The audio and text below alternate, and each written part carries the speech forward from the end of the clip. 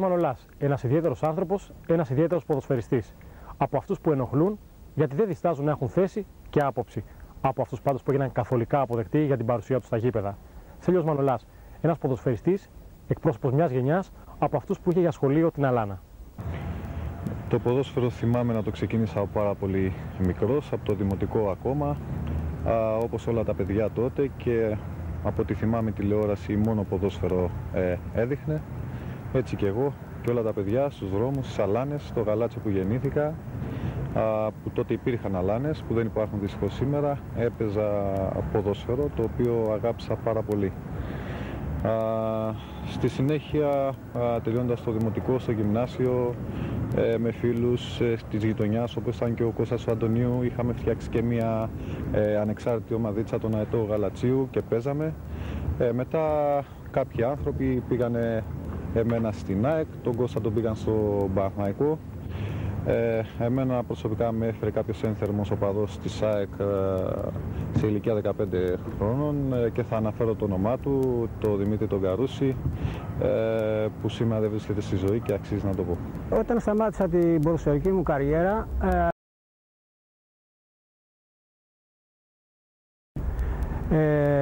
ευτύχησα τότε να έχω δύο φίλους που είχαν το ταλέντο να είναι λαγωνικά ταλέντων.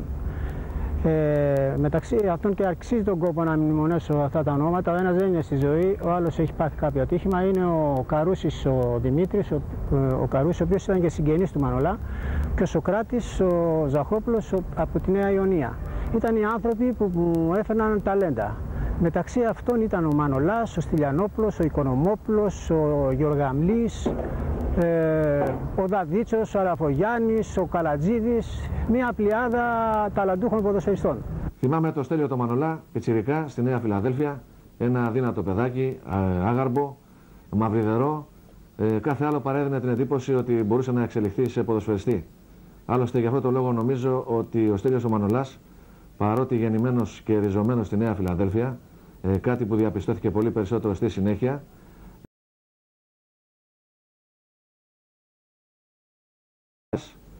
γι' αυτό και αργότερα ο θείος Μανολάς είχε κάποια προβλήματα με την ηγεσία του Παναθηναϊκού, γιατί έχασε αυτό το ταλέντο και το άφησε να αξιοποιηθεί μόνο στην ΑΕΚ. Ο Στέλιος ο Μανολάς πράγματι στην αρχή δεν έπιθε ότι μπορούσε να εξελιχθεί σε ποδοσφαιριστή, και μάλιστα ποδοσφαιριστή σημαία, ποδοσφαιριστή που έγραψε τη δική του εποχή. Και όμως έγινε ό,τι έγινε, όχι γιατί είχε τόσο πολύ καλά πόδια, αλλά γιατί είχε τεράστιο μυαλό. Ήταν προσωπικότητα, ήταν μυαλωμένο παιδί, σοφό παιδί από μικρή ηλικία, και γι' αυτό πέτυχε.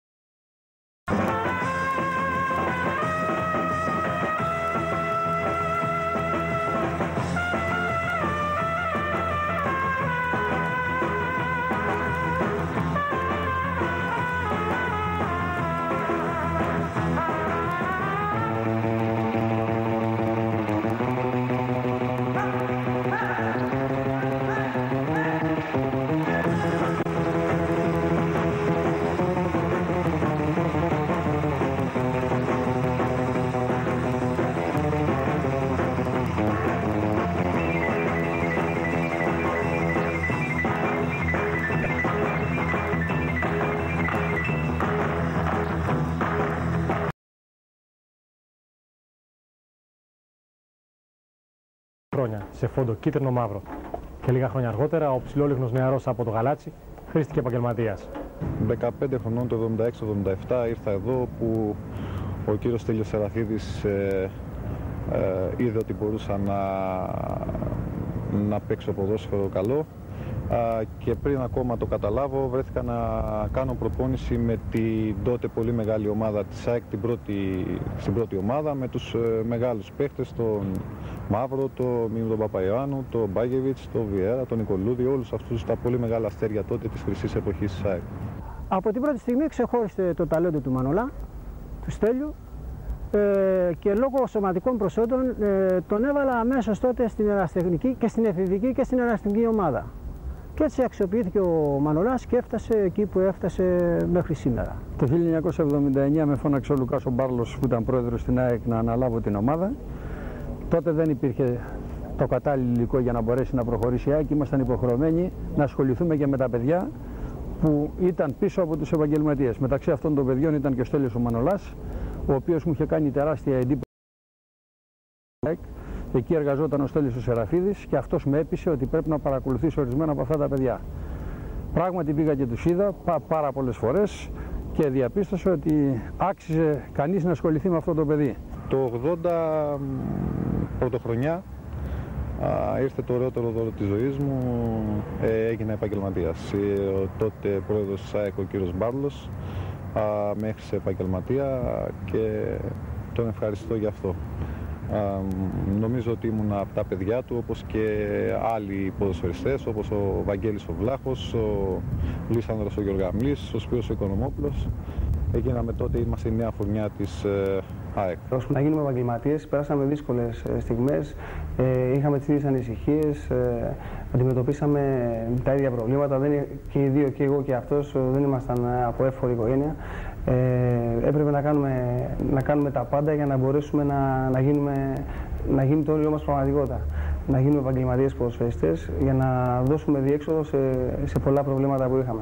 Από την πρώτη στιγμή ξεχώσαν τα πληθωρικά προσόντα του Στέλιου Μανολά και όλοι αυτή τα χρόνια που ήταν κοντά μου δουλέψαμε πάρα πολύ σωστά. Ήταν πάρα πολύ εργατικός, υπεύθυνος άνθρωπος. Πάντα είχε μια τάση μέσα του να είναι τέλειος στις προσπάθειές του. Περάσαν τα χρόνια, πήρε μια αρχική βάση από την ερασιτεχνική ομάδα και μεταφέρθηκε στην πρώτη ομάδα. Άρχισε να κάνει μια ανανέωση η ομάδα και χωρίς να το καταλάβω, μετά από 2 χρόνια είχα γίνει και αρχηγός στην ΑΕΚ. Ήταν πράγματι δύσκολες στιγμές για την ΑΕΚ τότε. Είχε διοικητικές περιπέτειες, η ομάδα δεν πήγαινε τόσο καλά, όμως μέσα από την προσπάθεια εγώ κατόρθωνα και διακρινόμουν και μάλιστα 19-20 χρονών έπαιξα και στην εθνική ομάδα για πρώτη φορά. Η κεφαλιά του Μανολά και η μπάλα out. Το κόρνερ και πάλι εδώ από τον Γραβάνη. Γύρισε την μπάλα πίσω. Εκεί ο Καναράς και ο Παπαμιχαήλ, απομάκρυνε ο Μανολάς. Κόβει ο Μανολάς μπροστά από τον Χαραλαμπίδη. Δήμο τώρα είναι και ο Μπαλής κοντά του, πάντα Ρουμανίγκε. Ρουμανίγκε επικίνδυνη φάση, Μανολάς πάντα στα τύρια μπροστά από τον Παπαδόπουλο. Μπαλής, Μανολάς, Καραγκιόζόπουλος. Προωθείται τώρα ο Μανολάς. Μανολάς πίσω του είναι ο Γκαρλίνη. Μανολάς πάντα, έτοιμος για το σούτ, ο Μανολάς θα κάνει τελικά το σούτ, πέφτει και αποκρούει σε κόρνερ και πάλι ο Βάλτερ Τζένκα. Έκοψε λοιπόν τώρα ο Μανολάς για την ΑΕΚ που κάνει την αντεπίθεση, κοντά του είναι ο Ματεόλη. Πάντα ο Μανολάς. Μανολάς τώρα στα πλάγια προσπαθεί να δώσει στο Σάντμπεργκ, θα μαρκάρει στο Σάντμπεργκ κατευθείας. Σώζει ο Τζένκα που η μπάλα προτού καταλήξει στα ζύκια. Για το Στέλιο Μανολά, ΑΕΚ ίσον αναμνήσεις, που ανάμεσα στη δόξα, τα χρήματα και την καταξίωση κατέχουν κυρίαρχη θέση. Αναμνήσεις μιας ολόκληρης ποδοσφαιρικής ζωής που συνειδητά έμεινε αυστηρά μονογαμική. Κάνοντας μια αναδρομή στο παρελθόν, δεν μπορώ να ξεχάσω σίγουρα και θα αρχίσω από τους μικρούς της ΑΕΚ, όπου μια παρέα από 10 παιδιά βρεθήκαμε εδώ πέρα και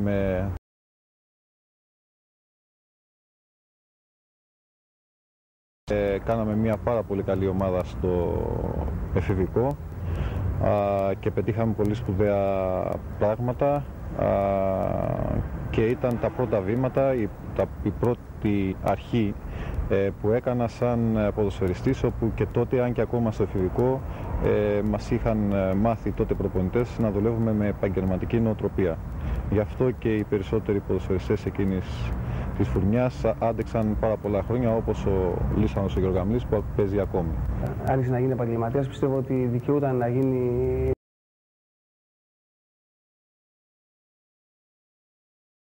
Θέλω να σταθώ και θέλω να πω ότι είχαμε έναν προπονητή, το Φάντρο. Ήμασταν μια γενιά της ΑΕΚ που ευνοήθηκε από την παρουσία του. Εγώ, ο Στέλιος και πολλά άλλα παιδιά, ο Στυλιανόπουλος, ο Οικονομόπουλος, ήμασταν πολύ τυχεροί που είχαμε έναν τέτοιον άνθρωπο να μας οδηγήσει, να μας πει ορισμένα πράγματα πρωτόγνωρα για τα ελληνικά δεδομένα. Αφού και έγινα επαγγελματίας, αφού έζησα κάποιες όμορφες στιγμές της πολύ μεγάλης ομάδος της ΑΕΚ τότε,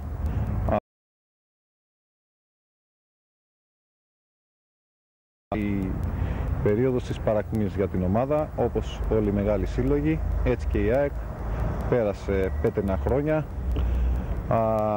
όπου το 1988 ήρθε ο κύριος Μπάγεβιτς με τον κύριο Γιδόπουλο στην Προεδρία και θέσαμε τις βάσεις πάλι για να κάνουμε μια πάρα πολύ καλή ομάδα, όπου έπαιξε το ωραιότερο ποδόσφαιρο, πιστεύω, που έχει παιχτεί στην Ελλάδα για 10 χρόνια. Πρωτογνώρισα τον Στέλιο Μανολά όταν ανάλαβα την ΑΕΚ σαν πρόεδρος και τον γνώρισα με άσχημες συνθήκες, διότι είχε στο μυαλό του ή να πάρει μεταγραφή από την ΑΕΚ ή να σταματήσει το ποδόσφαιρο.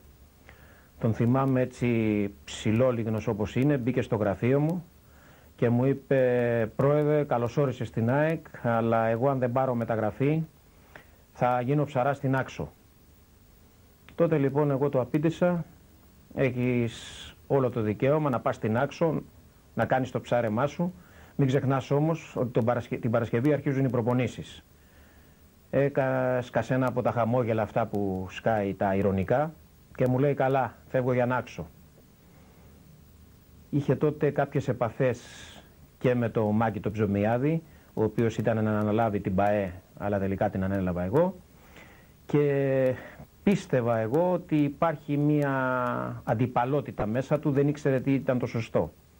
Όμως από το βλέμμα που του έριξα και όπως τον ψυχολόγησα, είπα στον Μπάγεβιτς ότι την Παρασκευή να τον περιμένει, θα έρθει. Και πραγματικά ήρθε ο Μανολάς στην προπόνηση και ξεκίνησε μαζί με όλους τους άλλους. Μέσα σε αυτή τη δεκαετία που ήταν η χρυσή εποχή της ΑΕΚ, πετύχαμε πάρα πολλά, περάσαμε και πάρα πολλά, μεγάλη ένταση, μεγάλη αγωνία.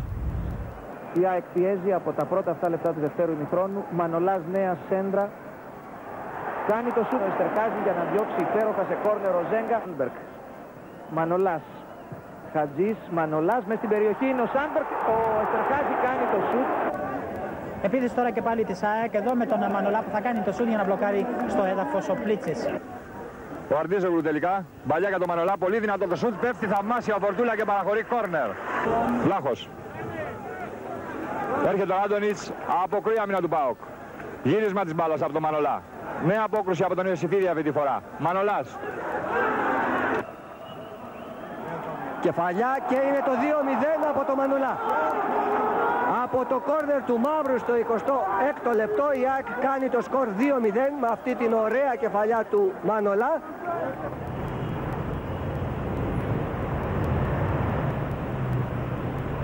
Για το Στέλιο Μανολά η υπόθεση μεταγραφή σήμαινε πολλά.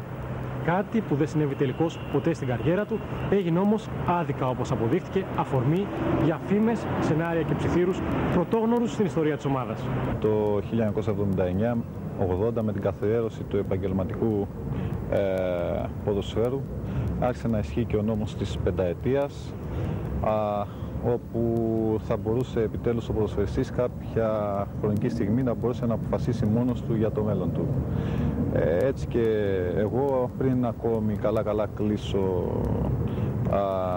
τα 5 χρόνια παρουσίας μου στην ΑΕΚ, δεχόμουν προτάσεις για μεταγραφές και όπως όλοι οι φίλαθλοι ξέρουν, είχα και περιπέτειες γύρω από αυτό το θέμα.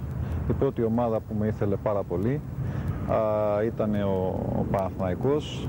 Είχε έρθει ο Μιχάλης Αρκάδης, αυτός ο μεγάλος πρόεδρος ΣΑΕΚ, και με έθεσε σε ένα δίλημμα. Μου λέει, Φέδωνα, θέλω τη γνώμη σου. Ο Βαρδής Βαρδινογιάννης μου ζητάει τον Μανολά. Από τα λεφτά της μεταγραφής του Μανολά θα μπορέσω να τα δώσω στο Θωμά το Μαύρο για να παραμείνει ο Μαύρος, οπότε ο Μαύρος θα είναι ο επικεφαλής της ομάδας στο δύσκολο παιχνίδι με τον Ολυμπιακό στο Καραϊσκάκι. Εσύ τι θα έκανες στη θέση μου? Απαντάω στον Αρκάδη. Εγώ είμαι δημοσιογράφος, δεν είμαι πρόεδρος, επομένως δεν μπορώ να προκαταλάβω τη δική σας απόφαση. Όμως νομίζω ότι ο Μανολάς των 19-20 ετών είναι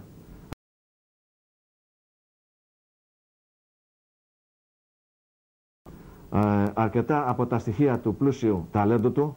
Έχει δείξει παράλληλα το πόση θέληση έχει για να γίνει δακτυλοδεικτούμενος αθλητής, πρωταθλητής. Επομένως, κύριε Μιχάλη Αρκάδη, κύριε τότε γιατί ζούσε βέβαια, μην θυσίασε τη δική σου προεδρική έδρα με την παραμονή του Μανολά στην ΑΕΚ.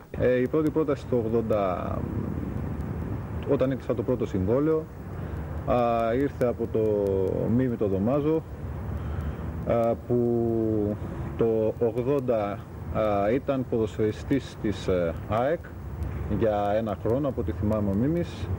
Είχα την τύχη να τον προλάβω, όπου όλους τους μικρούς τότε σε ηλικία παίχτες μας βοηθούσε, μας έδινε συμβουλές. Έτσι λοιπόν, γιατί τότε υπήρχε κάποιο πρόβλημα, δεν μπορούσα να έρθω σε συμφωνία με την ΑΕΚ εκείνη την εποχή, και μου πρότεινε εάν θέλω να πάω στο Παναθηναϊκό. Του απάντησα ότι αν δεν συμφωνήσω με την ΑΕΚ θα το συζητήσουμε. Έγιναν κάποιες συζητήσεις με αποτέλεσμα κάποια στιγμή αυτά όλα να βγουν στον αέρα και να έχουμε περιπέτειες για όλα τα χρόνια που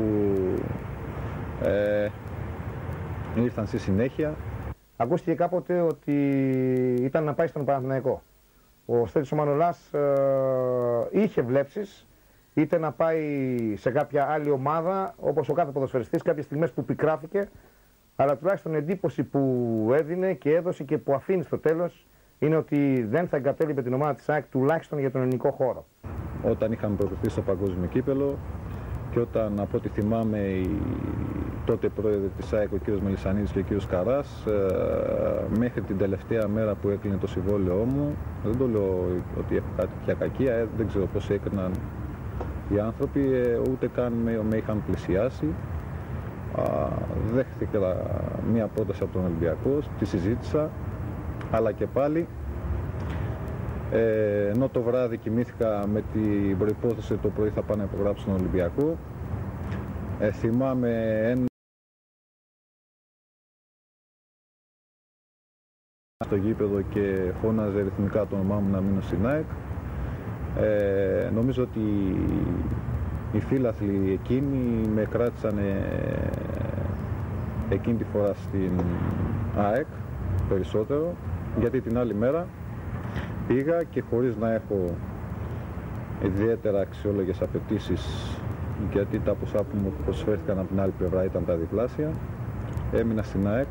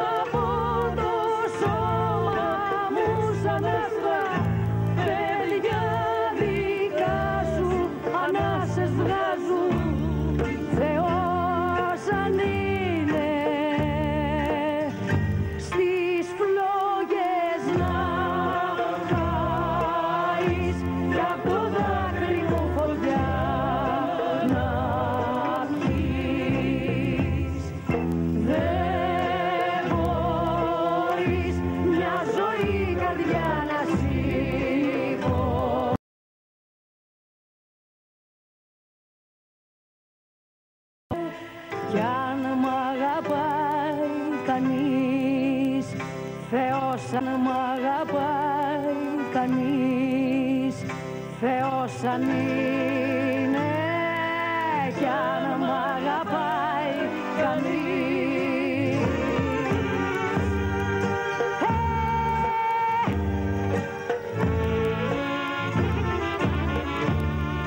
Έχουμε συνηθίσει να λέμε στάρ μόνο τους κεντρώους και επιθετικούς ποδοσφαιριστές. Νομίζω ότι αυτό που εμένα με χαρακτήρισε και με έκανε έτσι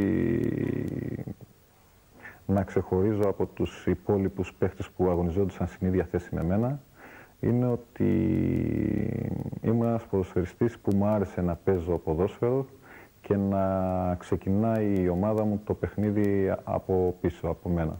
Με το Στέλιο τον Μανολά, για πρώτη φορά που έπαιξα αντίπαλος, ήταν στο ντεμπούτο μου στην αλφα-εθνική κατηγορία. Εγώ τότε παίκτης του Άρη, μπήκα αλλαγή στο 65ο περίπου λεπτό και όπως καταλαβαίνετε ένα παιδί 20χρονο, όταν έχει αντίπαλό του το Στέλιο τον Μανολά, αν μη τι άλλο, προκαλεί δέος. Εγώ όμως επειδή ήμουν από τη φύση μου πάρα πολύ αισιόδοξος και ήθελα πάντα να πάω καλά στον ντεμπούτο μου, έβαλα γκολ.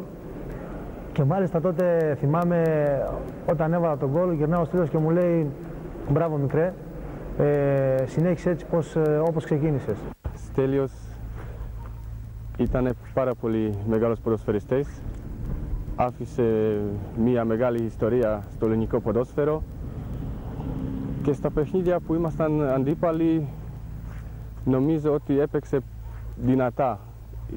Πιστεύω ότι έχει χαρακτήρα που πάντα θέλει να κερδίσει. Δεν έπαιξε όμως, μπορούμε να πούμε, πολύ σκληρά, δηλαδή να ήθελε να κάνει κάποια ζημιά στον αντίπαλο. Όταν πρώτα ξεκίνησε στην ΑΕΚ, είχε έρθει μέσα στην Τούμπα, έπαιζα στον ΠΑΟΚ εγώ. Έπαιζε με φύλακε και την ημέρα αυτός. Εν τω μεταξύ έπαιζα πάρα πολλά παιχνίδια εγώ. Αυτός έπαιζε λίπερο μαζί με τον Πέτρο Τωραβούση. Και του έλεγε πάρε το Χρήστο από κοντά. Πάρε το Χρήστο από κοντά. Λέει εντάξει, δεν μου φεύγει, λέει αυτός ο παίχτης, λέει. Και όντως εκεί την ημέρα μου πήγε πάρα πολύ καλά ο Στέλιος. Προσπάθησα και ήταν μέσα στα προσόντα μου να οργανώνω το παιχνίδι από πίσω και ταυτόχρονα να σημειώνω και αρκετά γκολ. Θα έλεγα ότι έπιανα αμέσως τις οδηγίες και αυτό που ήθελε να πετύχει μέσα στο γήπεδο κάθε προπονητής. Γι' αυτό και ο προπονητής κυρίως εμπιστευόταν σε μένα κάποιες τις σκέψεις του που είχε γύρω από την ομάδα. Είχε πάρα πολύ καλά σωματικά προσόντα, αλλά και το σπουδαιότερο απ' όλα ψυχικά. Τι θέλω να πω με αυτό, όταν ξεκίνησε ήταν ένας υπάκουος, ρωτούσε για τα πάντα, προσπαθούσε να βελτιωθεί. Πολλές φορές με κράταγε τουλάχιστον μια ώρα επιπλέον και συνεχώς περισσότερο για να βελτιώσει τα μειονεκτήματα που είχε και τα ήξερε ο ίδιος ποια ήταν τα μειονεκτήματά του και γι' αυτό έφτασε εκεί που έφτασε.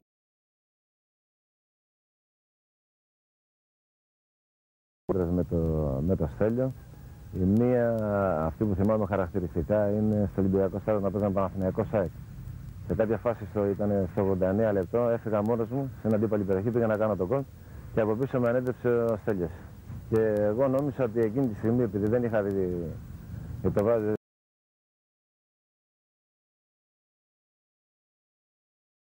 νομίζω και εγώ ότι ήταν πέναλτι. Όντως το βράδυ που το είδα στη τηλεόραση δεν ήταν πέναλτι. Ήμασταν αντίπαλοι.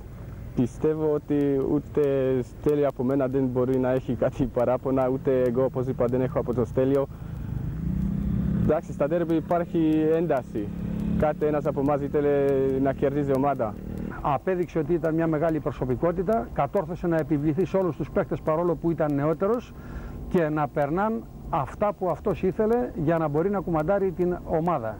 Και αυτό το κατόρθωσε με πολύ αγώνα και θέλω να πω σε πολλούς παίκτες η προσωπικότητα είναι κάτι που δεν εξαγοράζεται, αλλά είναι κάτι έμφυτο και το είχε μέσα το Στέλιος και έδειχνε από τότε ότι κάποτε θα γίνει καπετάνιος και στην ΑΕΚ αλλά και στο ελληνικό ποδόσφαιρο.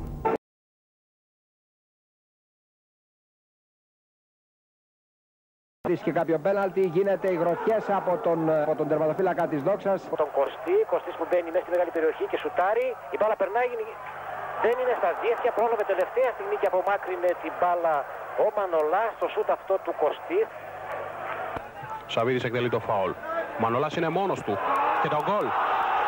Έμειναν δύο παίκτες της ΑΕΚ μόνοι. Έκτο κόρνερ για την ΑΕΚ, εκτελεσμένο από τα δεξιά. Έρχεται ο Μανολάς να πιάσει την κεφαλιά και να μπλοκάρει ο Κουρκούνας. Φάουλ λίγο έξω από την περιοχή για την ΑΕΚ με τον Αλεξανδρή. Η κεφαλιά του Μανολά από πολύ καλή θέση πάνω στην αγκαλιά του Κουρκούνα.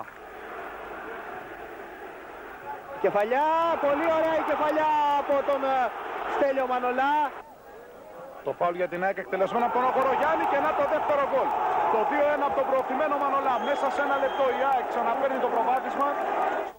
Σχέση του Στέλιου Μανολά με τους παράγοντες της ΑΕΚ. Μια σχέση που ξεκινούσε από την αρχή της ισοτιμίας αλλά και του ελέγχου από πλευράς ενός ποδοσφαιριστή που ήθελε να έχει πάντα άποψη για την αγαπημένη του ΑΕΚ. Πέρασαν πολλοί πρόεδροι, όπου το 1988 ήρθε ο κ. Γιδόπουλος, ένας δυναμικός άνθρωπος, ένας άνθρωπος που η δουλειά του είναι στη νύχτα.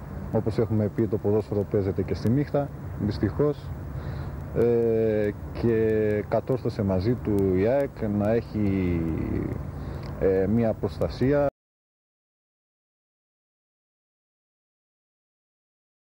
Να κατορθώσει να πάρει και το πρώτο τίτλο μετά από 10 χρόνια, μετά από την εποχή του κ. Μπάρλου. Ο Στέλιος ο Μανολάς μου έδωσε την εντύπωση ενός ευθύτατου ατόμου, αλλά τελείως στραβοκέφαλο. Δηλαδή, αν έβαζε κάτι στο μυαλό του, ήταν σίγουρο ότι μόνο αυτό τον κυβερνούσε. Δεν μπορούσε να του αλλάξει τη γνώμη με τίποτα.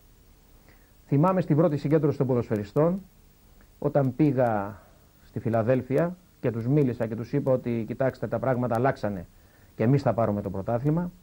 Τότε γελώντας πάλι μου είπε, εντάξει ρε πρόεδρε, είπαμε ότι είσαι έξυπνος, ότι είσαι άνθρωπος που ξέρεις πολλά, αλλά μην ξεχνάς ότι υπάρχει Ολογώντας βέβαια, του απήντησα, Στέλιο, αν θες να πας ψαρά στην Άξο πήγαινε, γιατί και χωρίς εσένα θα πάρουμε το πρωτάθλημα. Αυτό βέβαια δεν το πίστευα, γιατί ο Μανολάς για την ΑΕΚ και πριν από μένα και με μένα και μετά από μένα ήταν αναντικατάστατη μονάδα και από τις καλύτερες. Όλοι γενικά οι πρόεδροι προσέφεραν, ξεχνάω και τον κύριο Τροχανά, που όλοι γνωρίζετε το πέρασμά του από το ποδόσφαιρο, επαναστατωμένο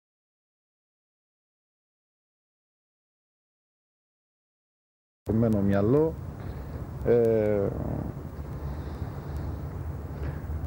ενώ ήξερα ότι ήμουν ο αγαπημένος ποδοσφαιριστής στην Ελλάδα, και με αυτόν τον άνθρωπο, όταν έφτασε η ώρα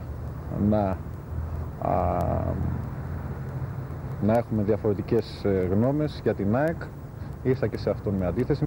Πρέπει να γνωρίζουν όλοι οι ενωσίτες φίλαθλοι, πρέπει να γνωρίζουν όλοι οι φίλαθλοι της Ελλάδας, ότι οι όποιες δυσκολίες μου στη συνεργασία με τον Στέλιο του Μανολά για ανανέωση παραδείγματι του συμβολέου του δεν αφορούσαν ποτέ σε αντικείμενο διαφωνίας όσον αφορά τις απαιτήσεις του, τις οικονομικές του απαιτήσεις. Πάντα το κεντρικό πρόβλημα που έθετε ο Στέλιος Μανολάς σε αυτές τις συζητήσεις, σε αυτές, ας τις πούμε, τις διαπραγματεύσεις, ήταν η ΑΕΚ, ήταν η ανάγκη του να καταλάβει τι θα έκανε για την ΑΕΚ, ήταν πολύ ρεαλιστικότερα η ανάγκη του να καταλάβει τι μπορούσε να κάνω για την ΑΕΚ, ήταν η πρόθεσή του να συζητά ως ίσος προς ίσον μαζί μου ποιες άλλες εναλλακτικές λύσεις είχε η ΑΕΚ.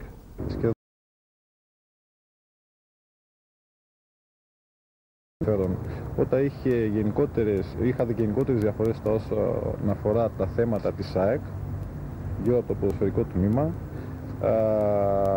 έλεγα δυνατά τη γνώμη μου, αλλά πρώτα όλα, για να λέω τη γνώμη μου, κοίταζα το πόσο καλός θα είμαι μέσα στο γήπεδο. Παρόλες τις δυσκολίες της εποχής και τα λίγα λεφτά που παίρναν τότε οι ποδοσφαιριστές, εγώ του ανανέωσα το συμβόλαιό του στην ΑΕΚ, που μέχρι τότε πιστεύω ότι είχε πάρει κάπου 15 εκατομμύρια όλα και όλα, εγώ του το ανανέωσα με 80 εκατομμύρια. Ήταν ένα ποσό το οποίο δεν θα το έδινα σε κανέναν άλλο ποδοσφαιριστή. Το πήρε ο Στέλιος ο Μανολάς γιατί πίστευα μέσα μου ότι το δικαιούτο λόγω αξίας και μόνο ποδοσφαιριστή.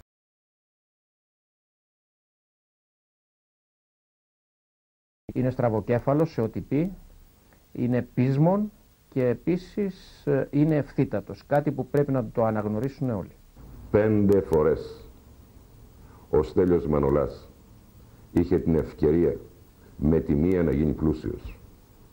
Το τίμημα, ξέρετε ποιο θα ήταν? Απλό στην συνείδηση των σημερινών ποδοσφαιριστών. Να αφήσει την ΑΕΚ. Είχε 5 τέτοιες ευκαιρίες, σας το εγγυώμαι. Μπορεί να τον απασχόλησαν, μπορεί να τη συζήτησε, όμως ποτέ το χρώμα της ΑΕΚ, που είναι αυτό που τον κυριαρχούσε και τον κυριαρχεί, δεν του επέτρεψε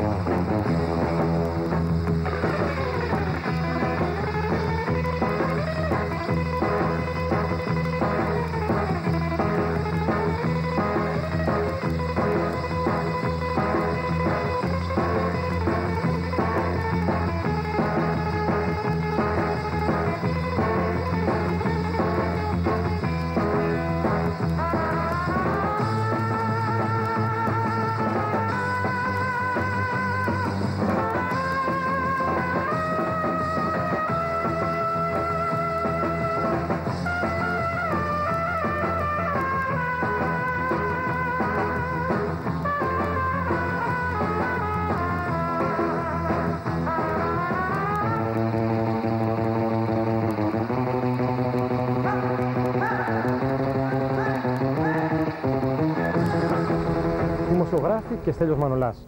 Μια σχέση εξίσου δυνατή μεταξύ των εκπροσώπων του τύπου και ενός ποδοσφαιριστή που θεωρήθηκε αντιδημοσιογραφικός, παρεξηγήθηκε ούκο λίγες φορές και πλέον θέλει να βάλει τα πράγματα στη σωστή του θέση. Επειδή εγώ είμαι παρεξηγημένος σε αυτό το θέμα και θεωρούμε από τους πιο αντιδημοσιογραφικούς ποδοσφαιριστές, ίσως τους πείραζε κατά κάποιο τρόπο το ότι δεν μίλαγα όλα αυτά τα χρόνια και δεν θα με πείραζε τόσο η συμπεριφορά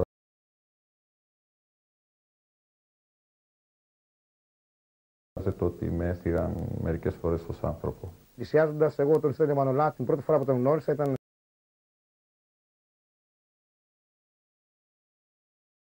αντιμετώπιζα το πρόβλημα που αντιμετώπιζαν όλοι οι δημοσιογράφοι.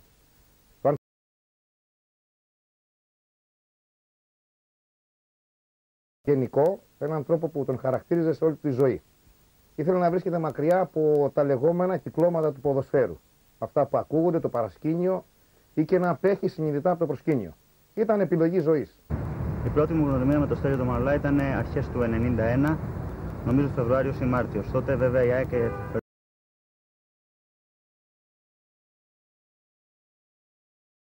το ενδιαφέρον εστιαζόταν κυρίως στα διοικητικά. Που καιρός τότε να ασχοληθούμε με τα αγωνιστικά, συνεπώς δεν είχα και πολλές, θα το πω έτσι, παρτίδες με τον Μανολά. Ήταν και δύσκολος χαρακτήρας, μας κρατούσε όλους τους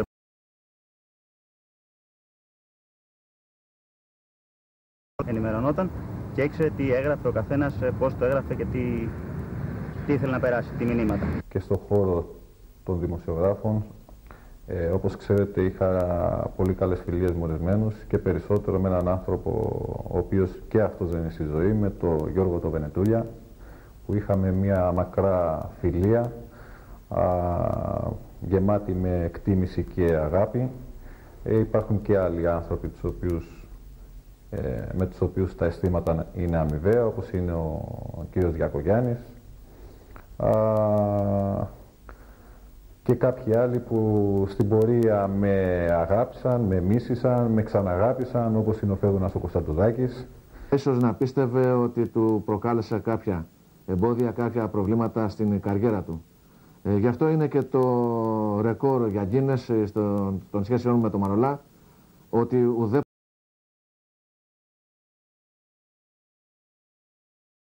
μιλάμε πολύ ζεστά, πολύ θερμά, με τη γλώσσα που ξέρουμε και οι δύο, αλλά ουδέποτε ο Στέλιος καταδέχτηκε εντός αγωγικών να μου δώσει μία συνέντευξη. Αυτό είναι και το μεγάλο παράπονό μου.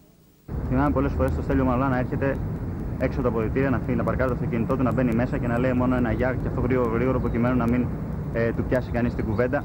Χαιρετούσε τους δημοσιογράφους, δεν έπιανε τις.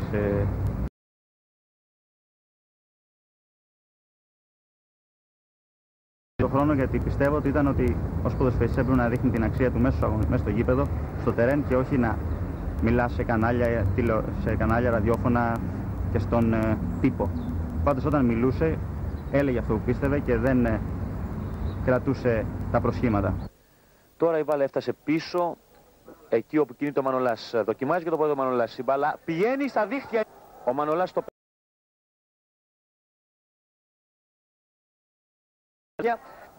Δευθεία το σούτ, χάνει την μπάλα ο Μπαΐα και τον γκολ ισοφάρισε από τον Τσαλουχίδη. Και ισοφάριση από τον Μανολά.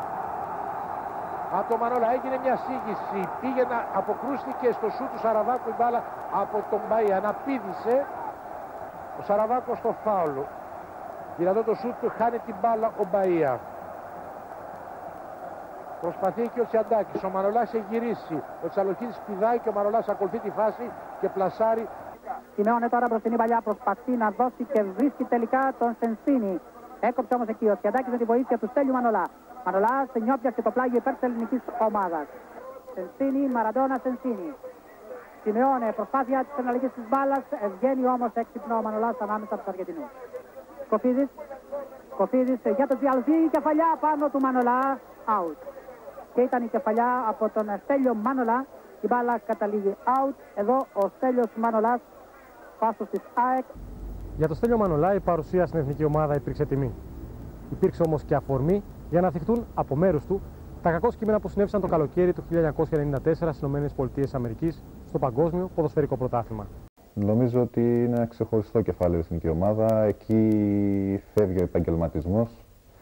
Δεν υπάρχει επαγγελματισμός. Όταν καλείσαι να παίξεις για την εθνική ομάδα, ξεχνάς τα πάντα και δίνεις τα πάντα. Γιατί εκεί την ώρα παίζει η πατρίδα σου. Νομίζω ότι το αίσθημα που νιώθουν όλοι οι διεθνείς ποδοσφαιριστές, τα ίδια αισθήματα είχα και εγώ. Νομίζω ότι έδωσα πάρα πολλά στην εθνική ομάδα και είχαμε το 1994 και τη μεγαλύτερη στιγμή στο ελληνικό ποδόσφαιρο που είχαμε την πρόκριση στο Μουντιάλ της Αμερικής με την άτυχη κατάληξη. Στο ταξίδι της Αμερικής κατηγορήθηκε ότι αποσυντώνησε το έργο του Αλκέτα Παναγούλα και γενικώς την ομοιογένεια που είχε η ομάδα στην προσπάθειά του να αποκομίσει όσο γίνεται περισσότερο ωφέλη. Η πραγματικότητα είναι τελείως διαφορετική. Ο Στέλιος Μανολάς δεν άντεχε ως άνθρωπος και ως ποδοσφαιριστής τον εμπεγμό των παραγόντων. Δεν άντεχε να γίνεται ο ίδιος πρωταγωνιστής ενός θεάτρου των σκιών. Όπως τουλάχιστον ήθελαν να παρουσιάσουν την εθνική ομάδα στις ΗΠΑ οι διάφοροι παράγοντες που έσερναν τους ποδοσφαιριστές από δεξιώσεις σε δεξιώσεις. Είχαν αφήσει κατά μέρος το αγωνιστικό πρόγραμμα της ομάδας γιατί ελάχιστα τους ενδιέφερε, το μόνο που τους ενδιέφερε είναι να επιδείξουν τα ποδοσφαιρικά προϊόντα της Ελλάδας στις ΗΠΑ.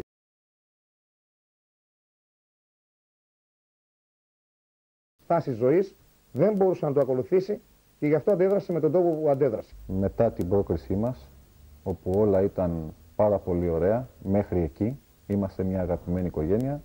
Δυστυχώς, μόλις ήρθε η πρόκριση και μόλις άρχισαν να παίζονται οικονομικά συμφέροντα, ο καθένας τράβηξε το δρόμο του και οι ποδοσφαιριστές έμειναν μόνοι τους. Όλοι οι ποδοσφαιριστές που ήταν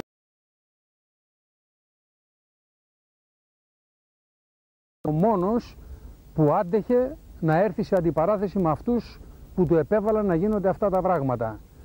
Ο Στέλιος ο Μανολάς,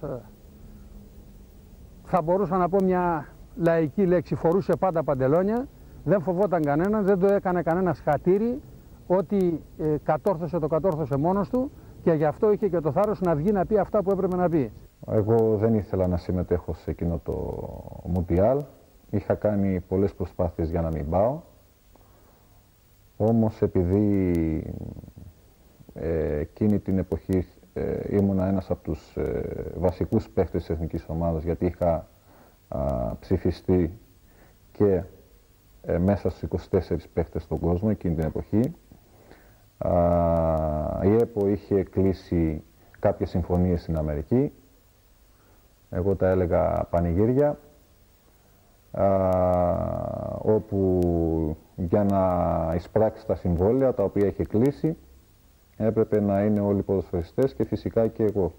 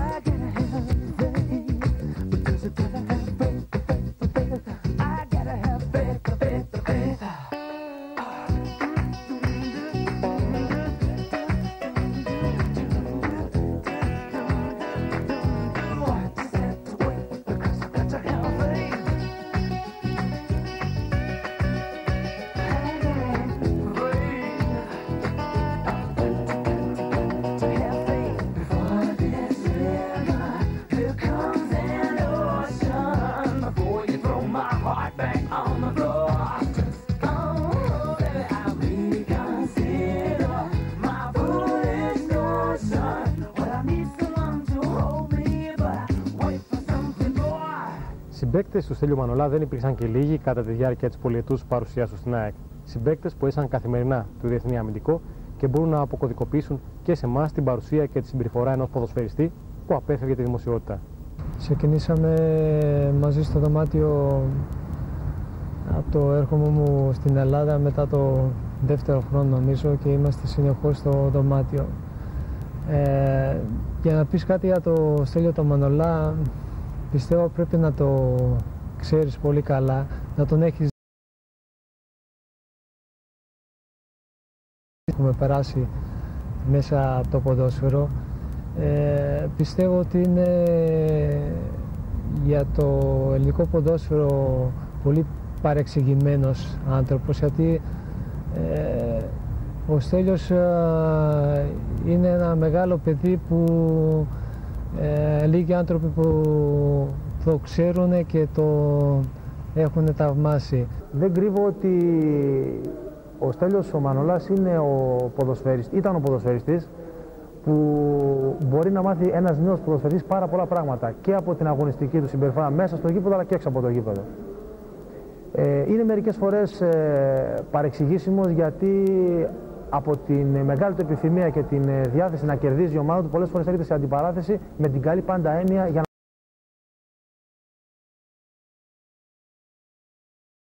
έχει μεταφέρει μέσα στο δωμάτιο που κοιμόμαστε μαζί, που σκεφτόμαστε τα παιχνίδια, πώς θα παίξουμε, τι θα κάνουμε, πώς θα περάσουμε, θα κερδίσουμε, θα χάσουμε. Η σχέση του Στέλιου με τους φίλους της ΑΕΚ ήταν πάντα δυνατή. Σχέση αγάπης, αποδοχής και κάποιες στιγμές αμφισβήτησης, αλλά πάντα δυνατή.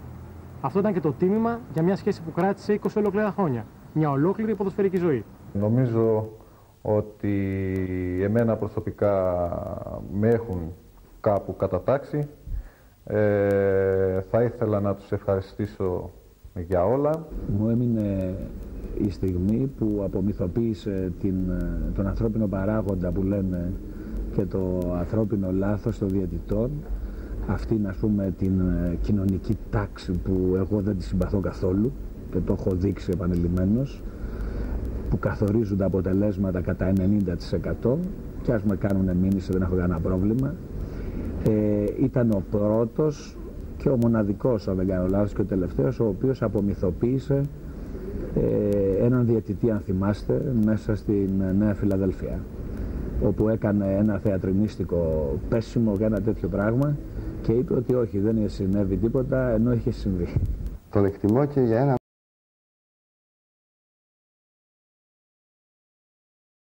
ότι δεν έτρεφε καμία εκτίμηση στους δημοσιογράφους του αθλητικού ρεπορτάζ και όχι μόνο, και όταν δεν έτρεφε αυτή την εκτίμηση δεν δίσταζε ποτέ να το εκφράσει δημόσια. Χρειάζεται πολλή λεβεδιά, χρειάζεται πολλή αξιοπρέπεια να λες τη γνώμη σου. Μια γνώμη που τώρα ακούγεται πυκνά συχνά για την κατάδια του επαγγέλματός μας. Ο Μανολάς εκεί προηγήθηκε. Τα είπε πολύ νωρίτερα, ήταν ένας προφήτης. Θα ήθελα να ευχαριστήσω όλο αυτό το χώρο του ποδοσφαίρου και το ποδόσφαιρο αυτό καθεαυτό, γιατί μέσα από αυτό έγινα γνωστό στον κόσμο.